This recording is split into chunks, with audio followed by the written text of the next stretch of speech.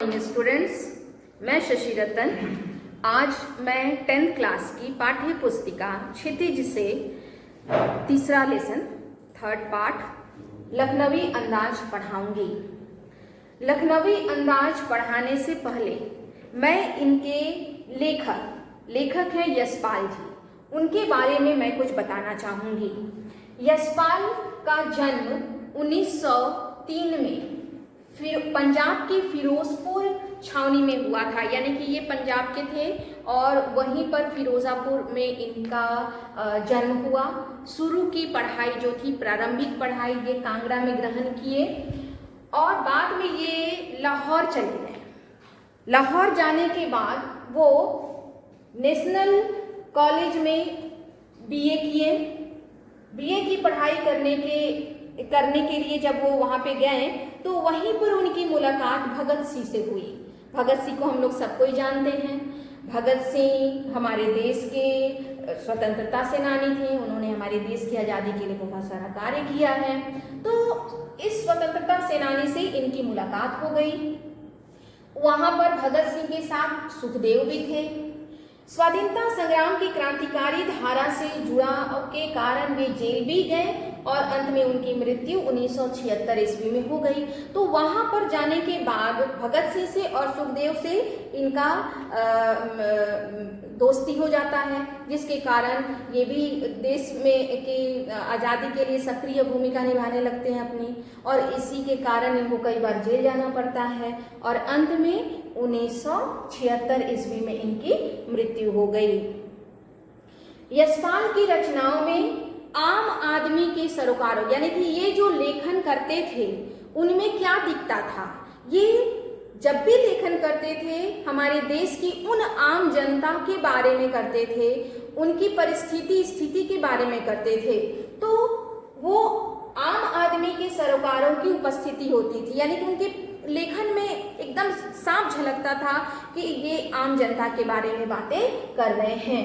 वो यथार्थवादी शैली के विशिष्ट रचनाकार हैं।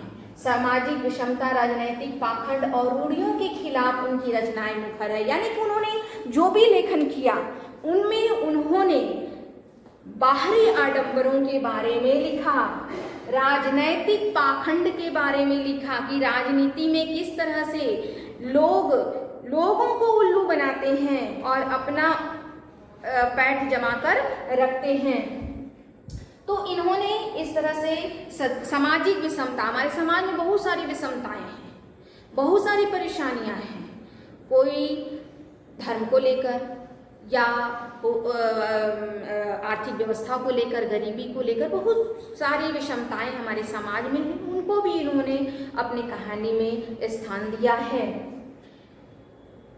उनकी कुछ प्रमुख रचनाएं हैं, जैसे तर्क का तूफान, पिंजरे की उड़ान, वादुलिया, फूलों का कुर्ता उल्लेखनीय है।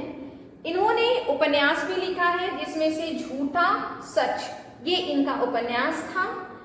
उन्होंने भारत की विभाजन की त्रासदी को भी अपने लेखन में महत्व दिया है।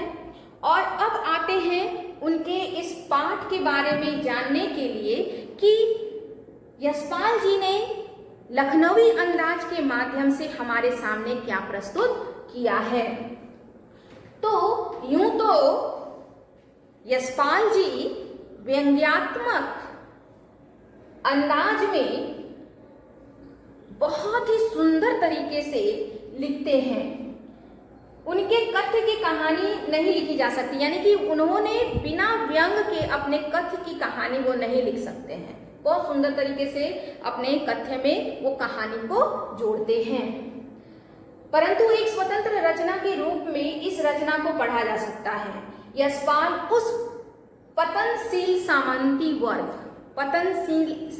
सामंती वर्ग का अर्थ होता है वो राजा महाराजा का समय जो अब क्या हुआ है, खत्म हो गया है, लेकिन फिर भी वैसे लोगों का आज भी समाज में दिखावा बरकरार है। तो वैसे ही लोगों पर इन्होंने कटाक्ष किया है अपने लखनवी अंदाज के माध्यम से। वास्तविकता से बेखबर एक बनावटी जीवन शैली। बहुत लोग समाज में ऐसे होते हैं जो बनावटी जीवन शैली जीते हैं, बनावटी रूप से अपनी जिंदगी जीते हैं, जबकि वो खुद जानते हैं कि वो अंदर कितने खोखले हो चुके हैं, लेकिन समाज में वो अपना वर्चस्व दिखाना चाहते हैं। वो दिखाना चाहते हैं कि मैं आज भी वही अमीर और नवाब हूँ जो कल था। तो बनावटी जीवन शैली का आदि है। कहना ना होगा कि आज के समय में भी ऐसे परजीवी संस्कृति को देखा जा सकता है, यानी कि आज भी हम ये नहीं कह सकते कि समाज में इस तरह के लोग नहीं हैं। समाज में आज भी ऐसे लोग हैं जो परजीवी के रूप में हमारे समाज में अपना वो बनावटी जीवन शैली जीते हैं। तो आइए हम पाठ के माध्यम से समझने की कोशिश करते हैं लखनवी अंदाज। मुफस्सल की पैसेंजर ट्रेन चल पड़ने की उतावली में फुकार रही थी, यानी कि पैसेंजर ट्रेन चलने के लिए सीटी बजा रही थी और उसे अब आगे बढ़ना था। आराम से सेकेंड क्लास में जाने के लिए दाम अधिक लगते हैं, दूर तो जाना नहीं था।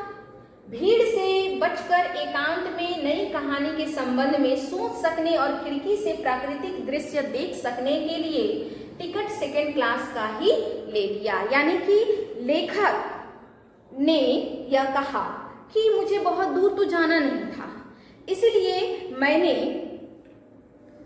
ये तय किया कि मैं आराम से सेकेंड क्लास में बैठकर बाहर की प्राकृतिक दृश्य को भी देखूंगा और कुछ कहानी भी लिखूंगा।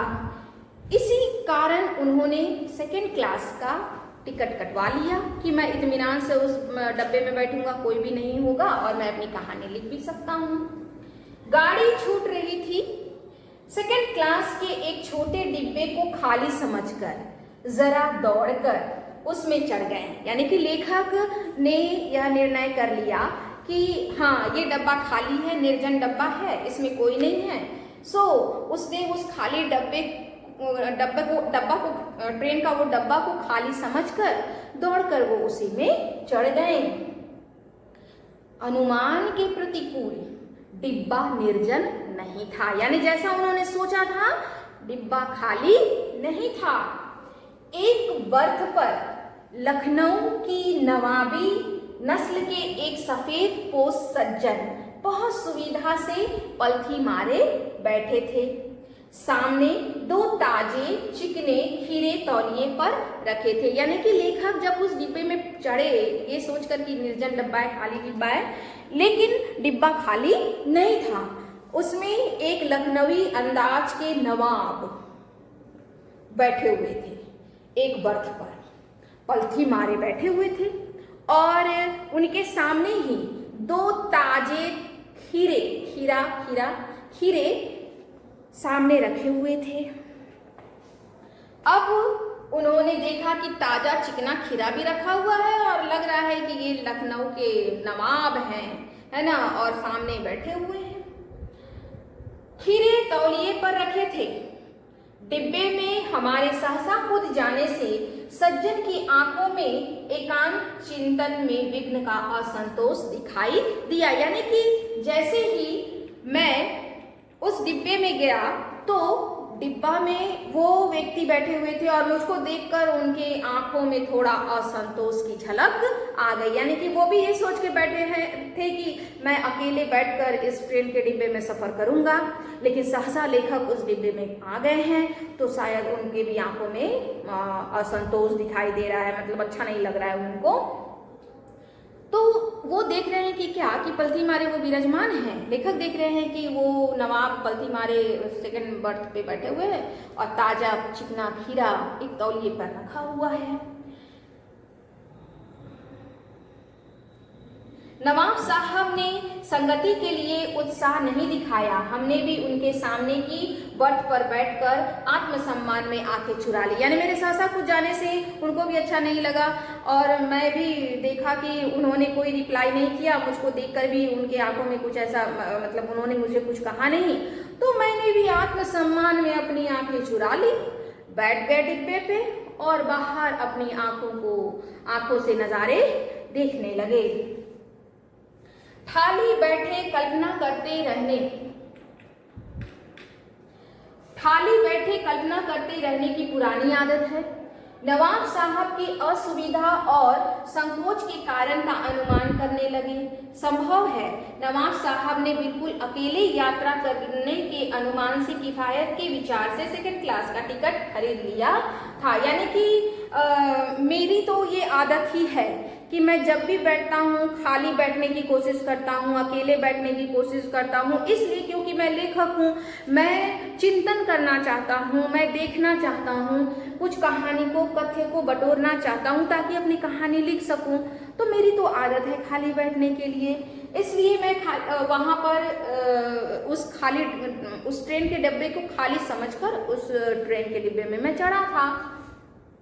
लेकिन वहाँ पर नवाब साहब थे, न हो कि शहर का कोई सफेद पोश उन्हें मंझले दर्जे में सफर करता देखे। यानी कि वहां पर ऑलरेडी नवाब बैठे हुए थे, और नवाब जब वहां बैठे हुए थे तो वो लग रहा था कि हो सकता है ये नवाब चाह रहे हूँ कि मुझे सेकंड क्लास के डिब्बे में कोई सफ़र करता देख लेगा तो कहेगा देखो ना ये है नवाब और चढ़े हैं सेकंड क्लास के डिब्बे में। हो सकता है इस कारण उन्होंने मेरे आने से अपनी नज़रें फेर ली। वक्त काटने के लिए ही खीरे खरीदे होंगे और अब किसी सफ़ेद पोश के सामने खीरा कैसे खाएं। अब लेखक बता रहे हैं कि हो सकता है कि ये नवाब साहब ने वक्त काटने के लिए, कि अब अकेले बैठेंगे तो कुछ ना कुछ तो करना है ना, टाइम पास देखते हो ना ट्रेन में चिल्लाते हैं, टाइम पास क्या है, मूंगफली बेचते हैं, टाइम पास चिल्लाते हैं और लोग मूंगफली लेके एक एक दाना छुड़ाकर खाते रहते हैं और ट्रेन चल रही होती है, टाइम पास हो रहा होता है। तो हो सकता है कि इसने भी 2 खीरे खरीदे होंगे ताकि मेरा टाइम पास होता रहे, इसी कारण इन्होंने खीरे खरीदे होंगे। ऐसा कौन सोच रहा है? ऐसा सोच रहे हैं हमारे लेखक। नवाब साहब अब कैसे खाएंगे खीरे, क्योंकि सामने तो मैं आकर बैठ गया हूं और उनकी नवाबी में, उनकी शान में ये बड़ा बात नहीं होगा कि देखो है नवाब और खा रहा है खीरा। नवाब साहब कुछ देर गाड़ी की खिड़की से बाहर देखकर स्थिति पर गौर करते रहे। अब नवाब साहब भी कुछ नहीं बोल रहे हैं, वो खिड़की के बाहर देख रहे हैं, चल रही है गाड़ी, मैं भी उनसे कुछ नहीं बोल रहा हूँ, मैं भी दूसरी तरफ नजरें अपना लगाकर देख रहा हूँ बाहर और गाड़ी चली जा रही है। अब देखिए क्या होता है। इतनी देर तक तो ये लोग चुप थे, एक दूसरे से कोई बातें नहीं कर रहे थे। अब देखिए क्या होता है। ओह, नवाब साहब ने सहसा हमें संबोधन किया। अब नवाब साहब कितनी देर चुप रहे। नवाब साहब ने कहा ओह ओह, मतलब एकदम अंदर से उनको ये लगा कि कितनी देर हम चुप रहे हैं, एकदम बौखला गए। कहते ओह, सहसा उन्होंने संबोधन किया। आदाब अर्ज जनाब, खीरे का शौक फरमाएंगे। यानी कि उतनी देर से उन्होंने कुछ नहीं कहा, एकदम चुपचाप बैठे थे, मैं भी एकदम चुपचाप बैठा हुआ था। लेकिन अचानक इतनी देर के बाद वो भी कह रहे हैं कि ओह जनाब, आदाब अर्ज है। यानी कि जब जैसे ही मुलाकात होती है वैसे ही लोग बोलते हैं आदाब, नमस्कार। लेकिन अब इतनी देर के बाद एकाएक कोई अगर आदाब अर्ज है जनाब कहेगा तो कैसा लगेगा। तो लेखक भी बड़े चौंक गए कि अरे नवाब ने अभी इतनी देर के बाद कहा आदाब अर्ज जनाब, खीरे का शौक फरमाएंगे। यानी कि वो लेखक से पूछते हैं कि जनाब आप भी ये खीरा खाएंगे क्या, खीरे का शौक फरमाएंगे। नवाब साहब का सहसा भाव परिवर्तन अच्छा नहीं लगा। अब लेखक ने देखा कि अरे बाप रे बाप, ये क्या हो गया। नवाब साहब इतनी देर से चुप थे, एक बैग उन्होंने कहा कि जनाब खीरे का शौक फरमाएंगे। तो सहसा उनका ये भाव परिवर्तन लेखक को अच्छा नहीं लगा। भांप लिया, आप शराफत का गुमान बनाए रखने के लिए हमें भी मामूली लोगों की हरकत में लथेड़ लेना चाहते हैं। जवाब दिया, शुक्रिया, किबला शौक फरमाएं। अर्थात अब लेखक कहते हैं कि बाप रे, इतना देर से तो उन्होंने कुछ नहीं कहा, अब कह रहे हैं कि शौक फरमाएंगे, आप भी खीरा खाएंगे। तो वो समझ गए कि अरे आप तो शराफत के गुमान में यहाँ बैठे हुए हैं, लेकिन हमें भी क्या वैसे ही सामान्य लोगों में आप लथेड़े लेना चाहते हैं। आप दिखा रहे हैं कि मैं नवाब हूँ, लेकिन अब क्या आप मुझे भी, मैं तो समझ ही गया आपका नवाबी, और आप भी क्या मुझे सामान्य लोगों में लथेड़ लेना चाहते हैं। तो मैंने भी जवाब दिया, किबला शौक फरमाए, यानी कि आप खुद इसे खाएं। तो बच्चों, आज के खंड में मैंने आपको लखनवी अंदाज के बारे में इस खंड के माध्यम से ये समझाने का प्रयास किया है कि बनावटी जीवन लोगों के समक्ष रखने का तात्पर्य होता है कि हम ऊंचे वर्ग में हैं, हम अमीर हैं, तो जो है वही हमें दिखना चाहिए। बनावटी जीवन शैली सही नहीं होती है। हम जिस जीवन को जीते हैं उसी जीवन को हमें समाज में रखना है। क्या है, क्या हम अपनी अमीरी दिखाकर, लोगों के सामने अपनी शान शौकत दिखाकर हम क्या साबित करना चाहते हैं कि हम अंदर से क्या हैं? अगर हम गरीब हैं तो हैं, अमीर हैं तो हैं, इसमें लोगों को कोई भेद नहीं होना चाहिए। तो ये पाठ बनावटी जीवन शैली के बारे में लेखक ने हमारे सामने रखा है। तो इस खंड के माध्यम से आप देखें कि किस तरह से लेखक ये सोचे कि डिब्बा खाली है, निर्जन डिब्बा है, इसमें बैठकर मैं चिंतन करूंगा और अपनी कहानी के लिए कहानी के लिए कुछ कथ्य खोजूंगा। लेकिन जब वो गए तो देखते हैं कि डिब्बा खाली नहीं है। उस डिब्बे में एक नवाब बैठे हुए हैं पलथी मार के, उनके सामने तौलिए पर खीरे रखे हुए हैं, और लेखक को देखकर उन्होंने थोड़ी सी असंतोष जाहिर की, यानी कि आपके सासाकृत जाने से मुझे अच्छा तो नहीं लगा, इसलिए उन्होंने कुछ नहीं कहा और अपनी आंखें सम्मान में फेर ली। तो लेखक भी सोचते हैं कि भाई, जब आप मुझको देखकर अपनी सहमति नहीं जता रहे हैं तो मैं आपको देखकर क्यों